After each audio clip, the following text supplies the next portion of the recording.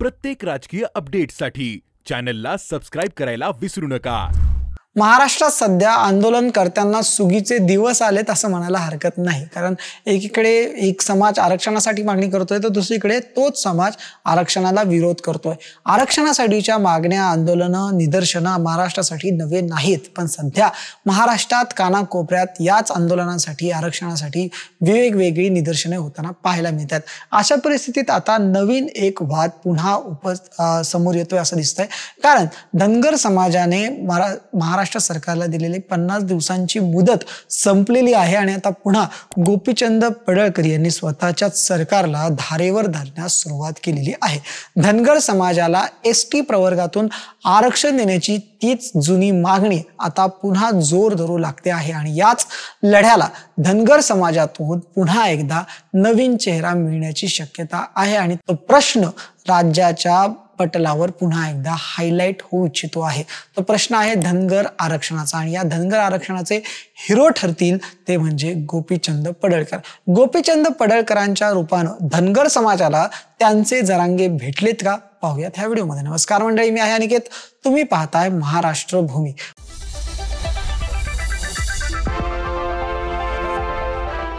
महाराष्ट्रभरात सध्या आरक्षणाच्या मुद्द्यासाठी वेगवेगळी निदर्शनं, आंदोलनं, मोर्चे सुरू आहेत आणि या मोर्चांमध्ये, आंदोलनांमध्ये आता एका नवीन आंदोलनाचा समावेश होऊ शकतो। हे आंदोलन गेल्या काही दिवसांपासून चालू होतं, काही वर्षांआधीची ती मागणी होती, पण ती मागणी अजूनही पूर्ण झालेली नाहीये।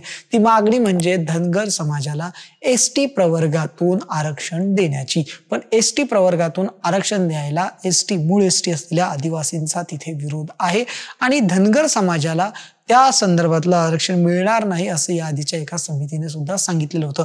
धनगर आरक्षणाचा पूर्ण इतिहास जर आपण समजून घेतलं तर तेव्हा ते लक्षात येईल की यापूर्वी सुद्धा धनगर या शब्दाच्या जागी रच्या जागी ड करून धनगड अशा ज्यांचे धनगर आणि धनगड हे एकच आहे अशी महाराष्ट्रातल्या धनगर समाजांची मागणी आहे असं त्यांचं म्हणणं आहे। पण जेव्हा या दोन्ही जातींच्या संदर्भातलं एक समितीने ज्यावेळेस अभ्यास केला त्यावेळी लक्षात आलं की धनगड आणि धनगर ह्या दोन वेगळ्या जाती आहेत आणि मूळ धनगड अशी जात जी असते त्या जातीला एसटी प्रवर्गातून आरक्षण आहे, पण धनगर या जे महाराष्ट्रातले जे धनगर आहेत त्यांना मात्र एसटी प्रवर्गात आरक्षण मिळालेलं नाही आणि ही मागणी स्वातंत्र्यानंतरच पुन्हा एकदा आपल्याकडे जोर धरू पाहते आहे आणि त्यानंतर आपण पाहिलं बऱ्याच वर्षांची ही मागणी आहे।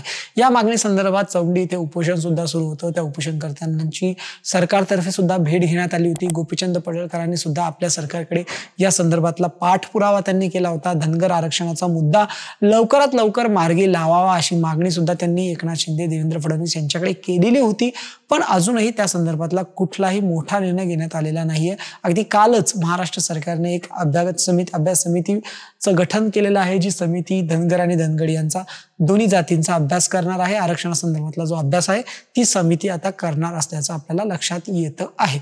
पण ह्या सर्व प्रश्नांनी आता या आंदोलनाच्या पूर्वी ज्यावेळी 50 दिवसांची मुदत आंदोलनकर्त्यांनी सरकारला दिली होती निर्णय घेण्यासाठी, परंतु तो निर्णय असा ठोस निर्णय जो आहे तो सध्या तरी सरकारकडून घेण्यात आलेला नाही आणि आता पुन्हा एकदा हा प्रश्न चिघळण्याची शक्यता आहे, ज्याचं नेतृत्व करतायत भारतीय जनता पक्षाचेच आमदार गोपीचंद पडळकर।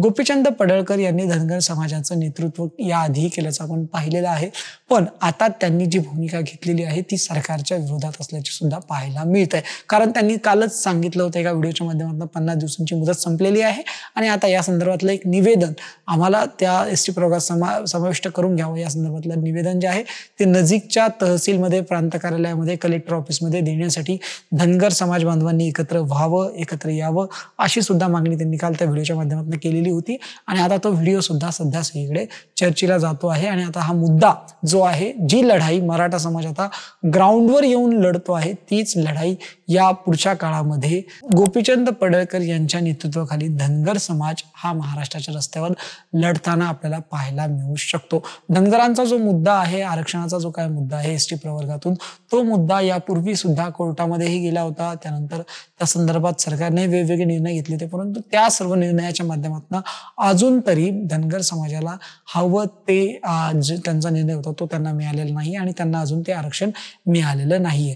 गोपीचंद पडळकरांच्या रूपाने आता धनगर समाजांना त्यांचा नेता तर मिळालेला आहे, पण जो करिश्मा ज्या प्रकारे मनोज जरांगे पाटील मराठा समाजाचं नेतृत्व करताना दाखवत आहेत, त्यांचा जो दिसतोय तोच करिश्मा गोपीचंद पडळकर यांचा दिसेल का? सरकारमध्ये असूनही सरकारच्या विरोधात आंदोलन करण्याची जी त्यांची डेअरिंग आहे किंवा जी त्यांची भूमिका आहे ती कधीपर्यंत टिकून राहते हे आपल्या येणाऱ्या काळात कळेलच. तोपर्यंत तुम्हाला काय वाटतं, धनगर समाजाला गोपीचंद पडळकर यांच्या रूपाने त्यांचे जरांगे पाटील भेटलेत का? तुमचं मत आमच्यासाठी महत्वाचं आहे. कमेंट करून आम्हाला नक्की कळवा. धन्यवाद.